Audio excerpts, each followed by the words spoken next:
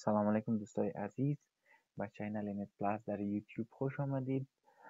به سلسله ویدیوهای آموزشی خود این ویدیو آموزشی را برای کسایی ساختیم که در خانه یا دفاتر دارای وای فای راوتر لینکسیس هستند و میخواین که نام و پسورد وای فای خود را چنج کنند.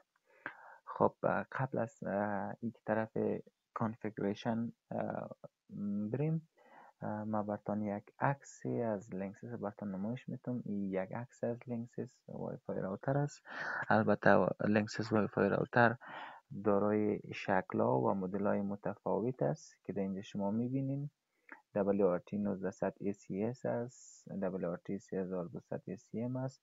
مدل‌های متفاوت داره، ولی نحوه چنج کردن نام و پسورد وای فای در وای فای راوترهای لینکسس معمولاً یکسان است. خب ما شکلی از لینکسس دیدیم. حالا میخوایم که بریم وای فای راوتر لینکسس خود اکسس کنیم و نام و پسورد وای فای خود چنج کنیم. چیزی که بسیار مهم است این است که هر راوتر، هر برند دارای یک دیفالت آی پی آدرس است که از طریق زمون میشه اکسس کنیم. لینکسس وای فای راوتر ها که است دارای یک دیفالت آی پی آدرس است که آی پی آدرس لینکسس ها معمولا 192.168.1.1 بای دیفالت است. یعنی عموما اکثر وای فای راوتر های لینکسس دیفالت گیتویش 192.168.1.1 است که از طریق زمین آی پی شما میتونین که وای فای راوتر خود اکسس کنین و کنفیگر کنین. ما میریم براوزر را باز میکنیم، یعنی آی پی را در قسمت اینجا تایپ میکنیم 192.168.1.1 انتر میگیم. این صفحه بر ما باز میشه.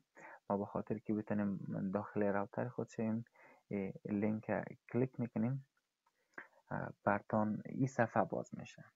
این صفحه باز میشه که در این قسمت از شما پسورد را میخواد که شما از ذریعه از پسورد داخل وای فای راوترتون شوین. معمولا پسورد دیفالت لینکسس ها بیشتر که است ادمین است که ما تایپ میکنم.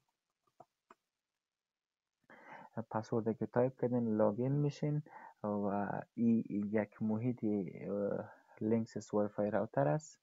در این ویدیو ما براتون آموزش میدم که چگونه نام وای فای خود یا پسورد وای فای خود چنج کنین. در این قسمت که از آپشن های زیاد وجود داره که شما میتونین کارهای زیاد انجام بدین، ولی فعلا ما روی از این گزینه به نام وای فای سیتینگ کار داریم. سر وای فای سیتینگ کلیک کنین. اینجا یک صفحه به نام وایرلس براتون باز میشه که در عموما لینکسس ها 2.4 گیگاهرتز باند و 5 گیگاهرتز باند داره و زمانی که شما به یک ارگانیزیشن یا خانه کنفیگر میکنین عموما 2.4 گیگاهرتز و 5 گیگاهرتز SSID یا نام و پسورد هر دویش یکسان انتخاب میکنن، به خاطر که بعضی دیوایس ها قسم ساخته شده که با 2.4 گیگاهرتز به اصطلاح کامفورتبل است، بعضیش با 5 گیگاهرتز. خب به می خاطر عموما هر دویش به یک نام یک پسورد کانفیگر میکنن که برشان راحت شه. قسمت وای فای نیم مثلا نام جدید وای فای تایپ میکنین. ما نام جدید وای فای خود میمونم به نام WRT و وای فای پسورد خود میمونم که WRT @321. در قسمت وای فای نیم نام و در قسمت وای فای پسورد شما پسورد جدید تان تایپ میکنین. دوباره همین را کپی میگین. البته اینجا به ما یک مسیج داده که وای فای پسورد باید 8 تا یا بیشتر از 8 تا باشه که 401 میگیرم. یعنی 5 گیگاهرتز هم ما چنج میکنم با سیم نام 2.4 گیگاهرتز باند خود WRT کپی میگیرم با وای فای نیم خود اینجا پیست میکنم که یکسان باشه که براتون مشکل ایجاد نکنه. و اینم پسوردشه. اینجا تایپ میکنم. در قسمت برودکاست سایدی اگر یس باشه نام وای فای برتان میاد و اگر که نو باشه به اصطلاح برتان هایدین میاد، به صورت هایدین نتورک میاد. اگر خواسته باشین که بعض اوقات نام وای فای تان پنهان باشه، برودکاست SSID را نو بگیرین و در یک قسمت وقتی که کانفیگریشن شما ست کردین اپلای میگین یس. ما فعلا پسورد نام و پسورد وای فای خود چنج کردیم، بنابراین از نتورک خارج میشم و فعلا نمیتونم که لینکس خود اکسس کنم. زمانی که شما نام و پسورد چنج میکنین از نتورک خارج میشین و یک وای فای دیگه میاره اینجا که تست وای فای است. فعلا WRT نو کنفیگر کردیم آمده مسیج میده که راوتر not found، به خاطری که تو نام پسورد وای فای تا چنج کردی و از نتورک خارج شدی و دوباره باید بیایی در نتورک کنیکت شوی تا بتونی راوتر اکسس کنی. WRT کنیکت پسورد جدید WRT ات 4321 من کنیکت شدم. دوباره رفرش میکنم که بتونم لینکس وای فای راوتر خود اکسس کنم. و دیگه چیزی که در قسمت وای فای ستینگ مهم است مک فیلترینگ است.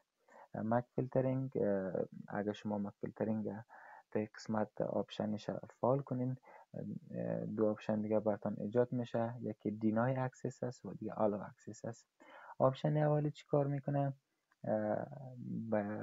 این آپشن به شما اجازه میده که او تعداد دیوایس هایی که میخواین به اینترنت وصل نباشه، یعنی به استفاده کردن نتونه. آپشن اولی رو انتخاب میکنین و در اد مک ادرس شون اد میکنین تا امی تعداد دیوایس از اینترنت استفاده نتونه.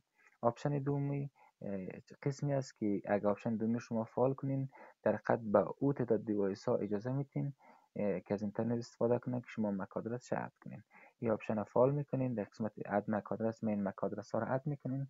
صرف نمی دیوایس هایی که مک ادرسش اد شده صرف امینا اجازه استفاده از اینترنت دارن.